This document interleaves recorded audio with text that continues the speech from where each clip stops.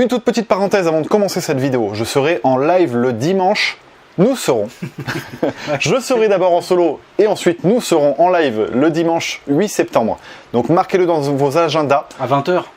C'est ce que j'allais dire, effectivement, mais c'est bien, c'est là où on se seconde très bien, voilà. C'est que tu termines ma phrase et ça c'est parfait. Le dimanche 8 septembre à 20h, un live, fin de la parenthèse.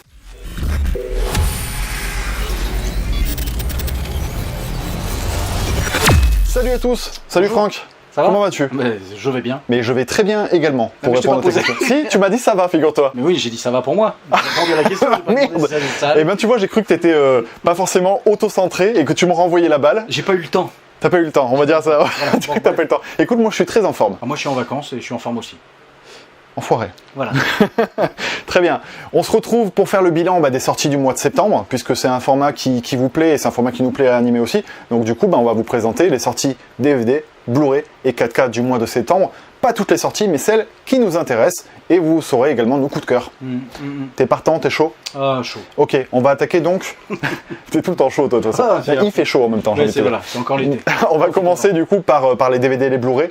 Et j'ai envie de te demander, Franck, avant même de commencer, quels sont les films que tu n'achèteras pas en ce mois de septembre 2019 ?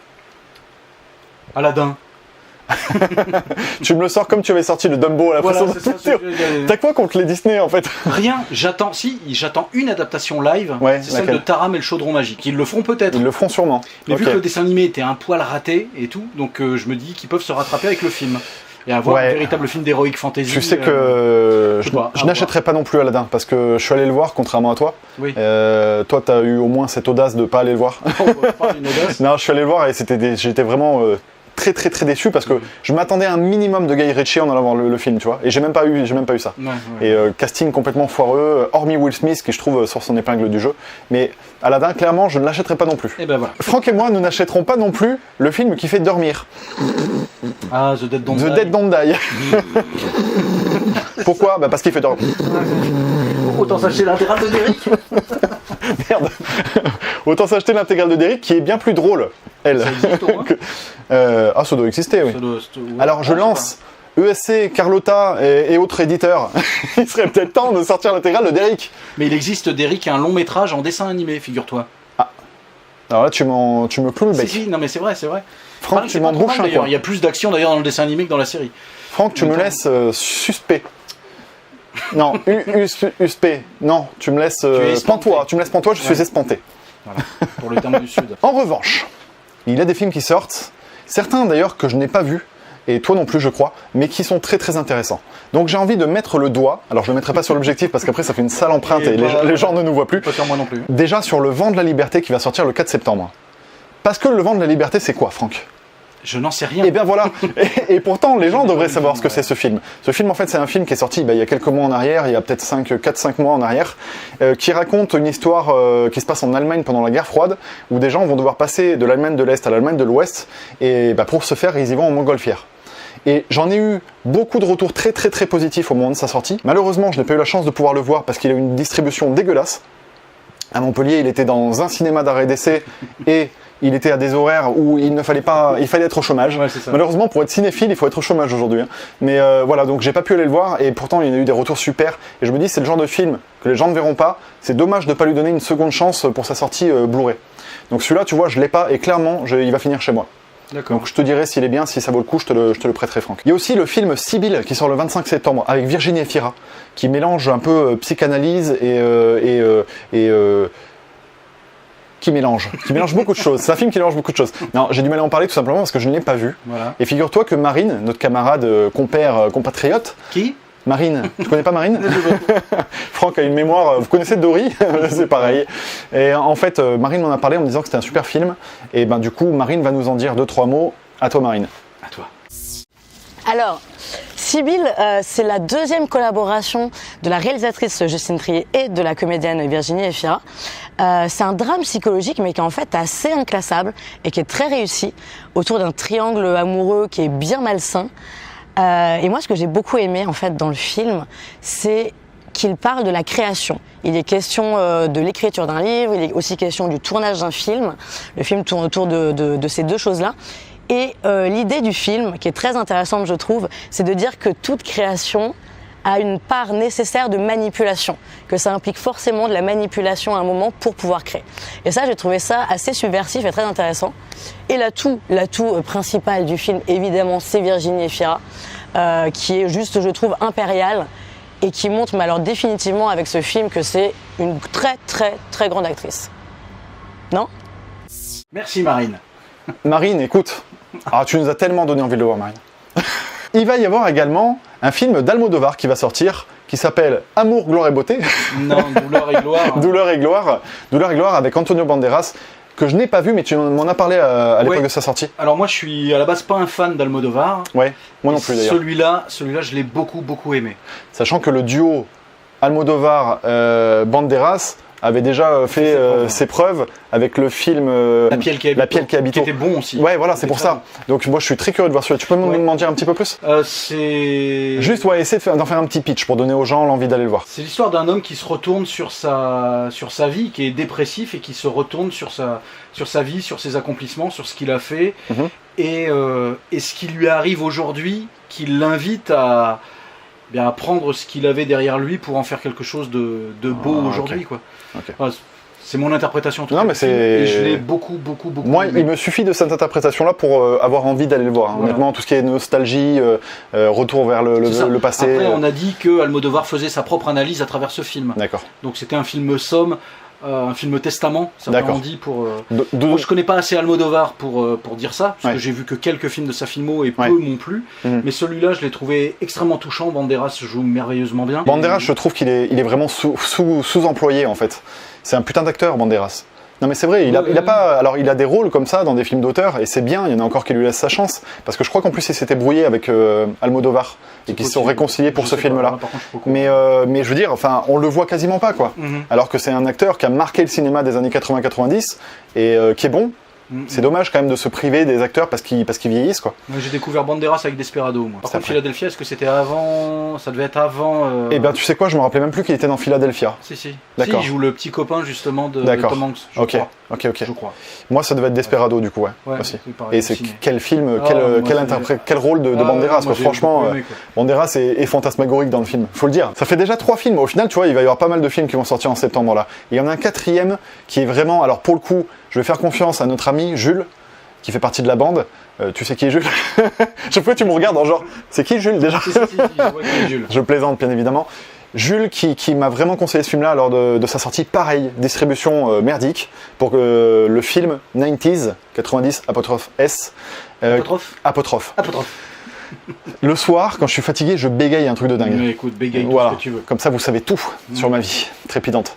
Et du coup, c'est un film d'un adolescent de 13 ans qui souffre de parents séparés et qui est un peu dans la période de l'adolescence, donc franchement, voilà, en reconstruction, en plein doute, etc. Et qui va... Je ne sais pas quoi faire parce que je ne l'ai pas vu. Donc je ne vais pas vous pitcher un truc que je n'ai pas vu, c'est complètement inintéressant. En tout cas, Jules, lui, en a beaucoup à dire. Je lui ai dit de faire ça rapidement, donc Jules, à toi. Nighties, c'est excellent. C'est vraiment excellent. Je suis ultra fan. C'est vraiment une pépite. Ce réalisateur, je vais le suivre avec une grande attention. Déjà, il avait une carrière d'acteur qui me semblait intéressante parce qu'il arrivait quand même à avoir des changements. Même s'il était énormément dans la comédie, finalement, avec la série Maniac, il se détournait de cette voie. Et là, il prouve en tant que réalisateur que c'est quelqu'un d'intelligent qui va proposer des choses intéressantes et je serai le premier à le suivre par la suite. C'est un film qui sait à quelle lignée il appartient, quelle voie. Voilà, il suit des réalisateurs comme Larry Clark, Gus Van Sant, Lynn Ramsey aussi, une réalisatrice que j'aime beaucoup qui avait fait A Beautiful Day. C'est un film finalement qui a aussi des intentions de cinéma et ça c'est toujours rare pour le souligner. On voit un réalisateur derrière qui a envie de nous proposer quelque chose, qui a une vision. Et rien que l'utilisation du format 1.33, le 4/3 comme on l'appelle, c'était vraiment une performance parce que à part Ghost Story, j'avais pas vu de film qui l'utilisait bien depuis longtemps en tout cas. Mid-90s restera un des films qui m'a marqué cette année. Merci beaucoup Jules. Donc voilà, franchement moi il m'a donné vraiment envie de le voir. Donc celui-là c'est pareil, je le recevrai et il sera derrière dans ma filmothèque. Franck. Oui, c'est moi. Ça tombe bien, tu es toujours là. Écoute. Franck, tu devrais installer une tente chez moi. Parce que ça devient compliqué d'organiser, de se voir à chaque fois, 2 fois par semaine, pour faire des vidéos, machin. Franck. Oui, c'est moi. Parce que je couperai ce que j'ai dit avant, bien sûr. Franck. Oui, c'est encore moi. Quel est ton coup de cœur, du coup, parmi toutes les sorties du mois de septembre? Quel serait ton coup de cœur DVD Blu-ray? Alors, est-ce que tu peux me la refaire sans lire la feuille qui est juste en dessous? Franck, c'est toi ou c'est pas toi? Non, mais oui, c'est moi qui merde. Quel serait ton coup de cœur des films sortant en septembre 2019? Alors mon coup de cœur, celui que je vais acheter pour sûr, c'est un DVD. En plus, tu vas l'acheter. Oui, je vais l'acheter. C'est pas un Blu-ray, c'est un DVD. D'accord. Donc, c'est le DVD du film d'animation Ariol prend l'avion. Qu'est-ce que c'est? Alors Ariol, c'est un petit personnage qui est issu d'une bande dessinée. Rien à voir avec le produit pour laver le linge. Ça c'est Ariel. Ah d'accord, très bien. Et c'est aussi le prénom de la petite sirène. Ah oui, c'est vrai. Oui, voilà. Non, là c'est Ariol. C'est un programme qui s'appelle Ariol prend l'avion. Donc il y a un court-métrage qui fait 26-27 minutes. Ça c'est le format long. Le court-métrage long du programme qui est consacré à Ariol. Je sais pas s'ils ont compris, moi j'ai rien compris pour l'instant. On va recommencer. Donc Ariol prend l'avion, c'est l'adaptation de la bande dessinée Ariol pour la première fois transposée sur le grand écran. Je suis allé le découvrir avec ma fille au cinéma et ma fille a beaucoup aimé. Donc du coup, je vais l'acheter parce que pour elle déjà. En termes d'animation, c'est quoi? C'est du stop motion? C'est un dessin. Du dessin animé, vraiment, pur et dur. Voilà, ok, très bien. Dessin animé. C'est pas transcendant, c'est pas extraordinaire, mais c'est assez rigolo, c'est assez léger. Et puis ça t'a parlé, et puis t'allais le voir avec ta fille. Voilà, je l'ai vu avec ma fille qui a bien aimé. Moi j'ai franchement aussi apprécié. Et alors, est-ce qu'il arrive à monter dans l'avion? Est-ce que l'avion décolle? Ah mais il se passe plein de choses. Et ce film-là est précédé de quelques petits courts-métrages sur la thématique du voyage en avion. Ah bien, cool. Donc, le voyage en avion qui d'ailleurs, je sais pas toi Franck, mais représente une grosse angoisse pour moi. Une terreur. C'est vrai toi aussi? Putain, je déteste ça. Et plus je le prends, pire c'est. Non mais alors Franck, c'est exactement pareil pour moi.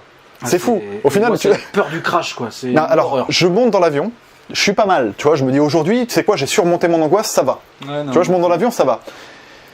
Ça commence à, ils allument les réacteurs. Là, je me dis. Moi, je me dis que si ça doit merder, c'est là. J'ai un petit truc, tu vois, dans le ventre qui commence à me chatouiller. Et alors, quand il décolle, mon gars. C'est le dernier jour de ma vie. Non mais à chaque fois je me dis c'est sûr c'est aujourd'hui je crève. Ah je déteste ça. Non c'est fou. Après par contre une fois qu'il est dans les airs, s'il n'y a pas de turbulence, parce qu'alors là s'il y a des turbulences, mon Dieu. Après il y a l'atterrissage. Ouais l'atterrissage c'est moins violent quand même que le décollage je trouve. Moi une fois j'ai eu la peur de mourir en avion et c'était au moment de l'atterrissage. Oh mon Dieu. Horrible parce que là tu vois ton heure arriver et tu n'as absolument aucun contrôle. Oui. Donc tu n'as rien. Horrible cette Tu sais que si jamais vraiment un jour on se retrouve dans un crash. On aura l'air très con. Parce que tu sais que tu vas mourir, tu vois la mort en face, et tu dis « Ah, regarde, on va mourir !» Ah putain, non, tu ne dis pas comme ça. Hein. Tu dis pas... Mais Franck, clairement, on peut rien y faire. Ah non, c'est atroce. C'est atroce. Bon bref, pourquoi on parle de ça? Alors tu sais, j'en profite juste pour faire une toute petite parenthèse. Parce qu'on parle d'avion, on va prendre l'avion justement pour aller à Bruxelles. Non, mais si j'en parle parce que c'est important. Et à Bruxelles, le 26 octobre, il y a la rencontre youtubeur abonné qu'organise Azedine l'épouvantail. Donc allez voir s'il vous plaît sa chaîne, il en parle dans une vidéo. Si vous avez besoin de renseignements, vous demandez soit en commentaire de cette vidéo, soit à la vidéo de Az.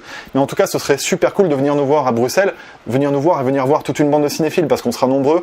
Ça va être génial, honnêtement. Moi, je suis très content d'aller là-bas voir Az et d'aller à Bruxelles parce que je connais pas Bruxelles. Moi non plus. Donc c'est très chou. J'espère. Bon. J'espère vous y voir. En tout cas, je m'accrocherai à toi dans l'avion. Parenthèse, immense parenthèse refermée. Fin du spoil de la précédente vidéo. Ton coup de cœur, c'est donc Ariel, le produit de la vaisselle. Eh bien moi, c'est John Wick 3. John Wick Parabellum, qui va sortir dans une édition Steelbook au passage qui est magnifique. Je m'achèterai peut-être pas la Steelbook, mais peu importe parce que au bout d'un moment, le budget, voilà. Mais surtout parce que John Wick représente à mes yeux une saga qui est vraiment en pente montante. On en a parlé dernièrement dans le live, mais je le redis parce que le live je l'ai pas diffusé. Et que du coup, je trouve que John Wick, voilà, ça monte crescendo. J'ai bien aimé le 1, j'ai beaucoup aimé le 2 et j'ai vraiment adoré le 3.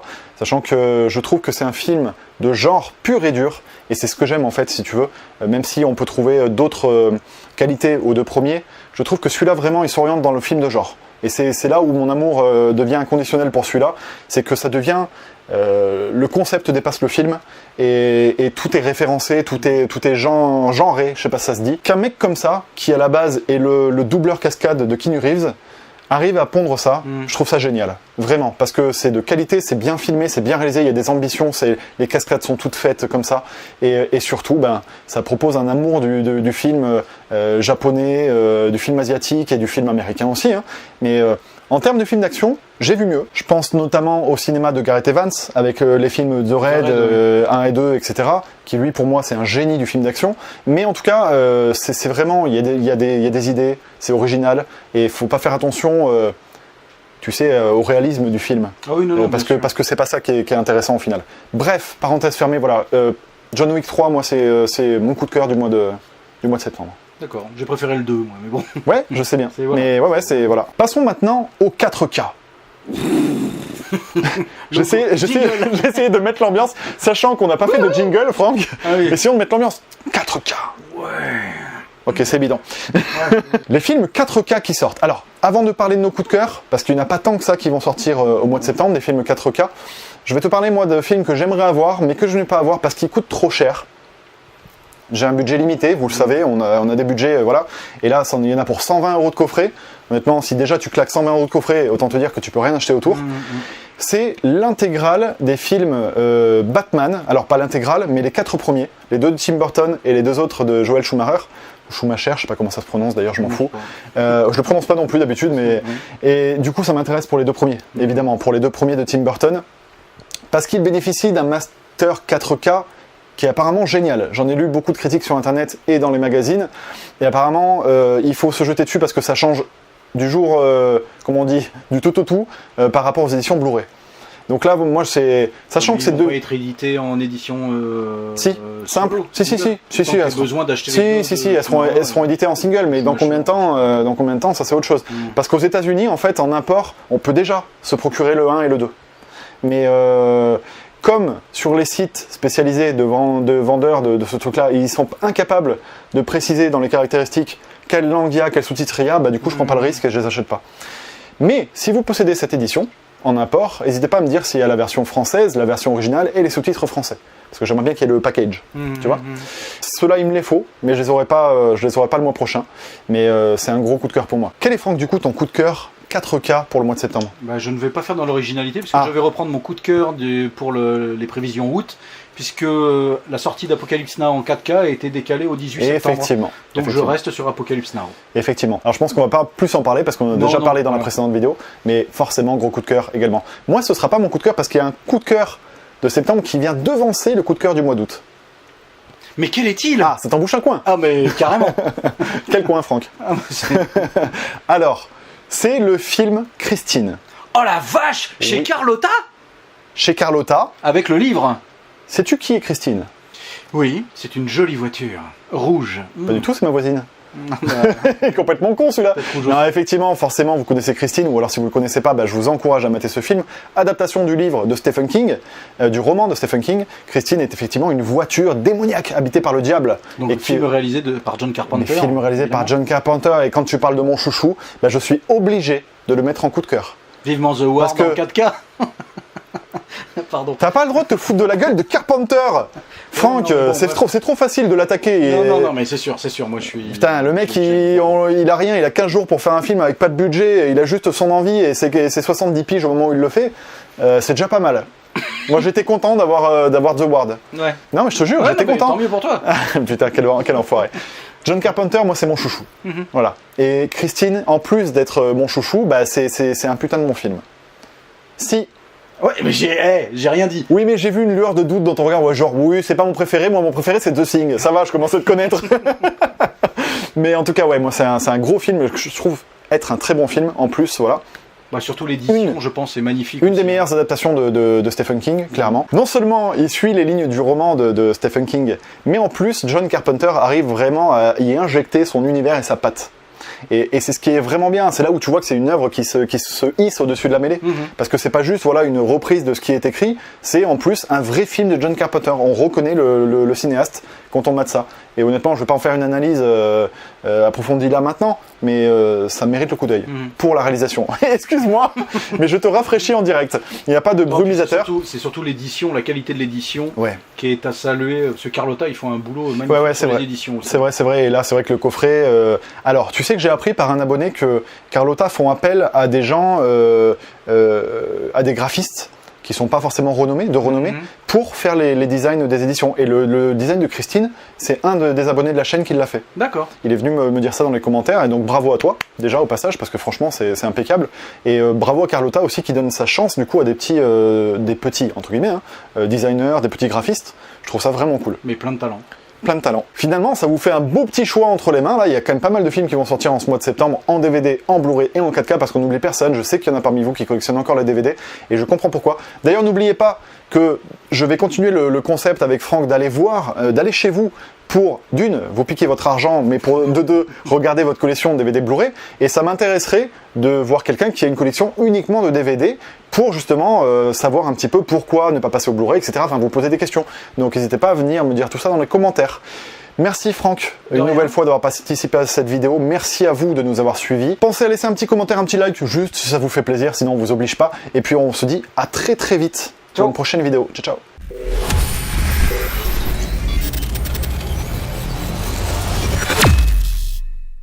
À toi. À toi. La la la la la la la la la la. Tu connais cette chanson? Jodassin. La la la la la la la la la la. Là, tu me fais penser plus à La la la la la la la la la la la la la la la. À la vie, à la mort, à la vie, à la mort, nous ressemble. Ah putain, j'ai pas toutes les paroles, ça fait chier. Ah bah t'en as pas beaucoup. Si je faisais l'émission, n'oubliez pas les paroles, je serais dans la merde. J'ai un mot dans la phrase. Alors.